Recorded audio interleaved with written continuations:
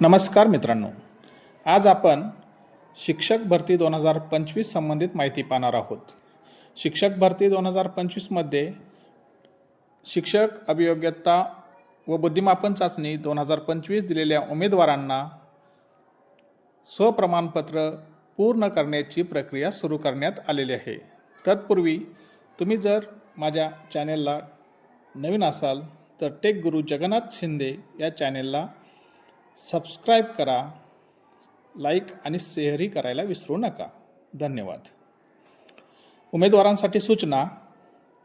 शिक्षक अभियोग्यता व बुद्धिमापन चाचणी 2025 नुसार शिक्षक पद भरती करण्यासाठी उमेदवारांकडून स्वप्रमाणपत्र पूर्ण करण्याबाबत सूचना।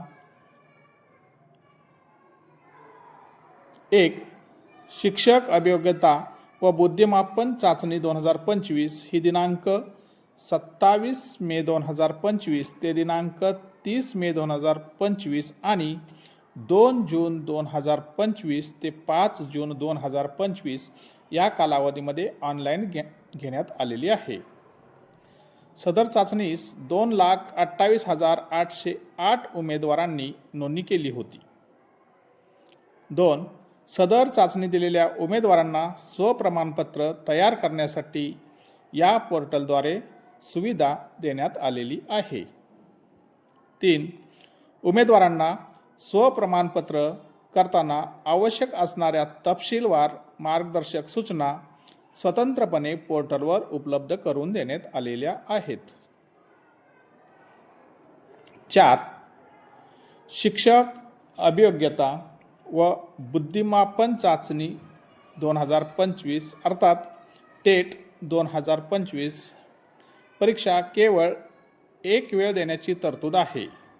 उमेदवारांना चाचणी परीक्षेचे प्रवेशपत्र वितरित करताना चाचणीसाठी एकापेक्षा अनेक प्रवेशपत्र प्राप्त झाल्यास केवळ एकाच प्रवेशपत्राद्वारे चाचणीत प्रविष्ट होण्याबाबत सूचित करण्यात आले होते। असे एकापेक्षा जास्त वेळा चाचणीस प्रविष्ट झालेल्या उमेदवारांना निवड प्रक्रियेच्या कोणत्याही टप्प्यावर सहभागी करून घेता येणार नाही। त्यामुळे अशा उमेदवारांनी निवड प्रक्रियेत सहभागी होऊ नये। सहभागी झाल्याचे निदर्शनास आल्यास त्यांची कोणत्याही टप्प्यावर उमेदवारी रद्द होईल याची उमेदवारांनी नोंद घ्यावी। म्हणजे काय झालं होतं, 2025च्या या चाचणीमध्ये काही उमेदवारांनी 4-5 वेळा रजिस्ट्रेशन केलं होतं, त्यांना तेवढी प्रवेशपत्र आली होती आणि त्या मुलांनी तेवढ्या वेळा परीक्षा दिली होती।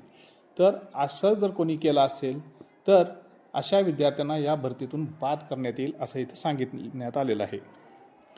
उमेदवारांना स्वप्रमाणपत्र पूर्ण करण्यासाठी दिनांक 15 डिसेंबर 2025 ते दिनांक 29 डिसेंबर 2025 पर्यंत मुदत देण्यात आलेली आहे। या सदरच्या कालावधीमध्ये उमेदवारांनी आपले स्वप्रमाणपत्र पूर्ण करून घ्यावे। तसं न केल्यास त्यांना आगामी भरतीपासून वंचित राहावं लागेल। 6. TET CTETमध्ये तफावत येत असलेल्या उमेदवारांना त्यांचे लॉगिनवर request for change in data या मेनू अंतर्गत सुविधा देण्यात आलेली आहे। उमेदवारांनी त्याचा लाभ घेऊन आपली माहिती अद्ययावत करावी।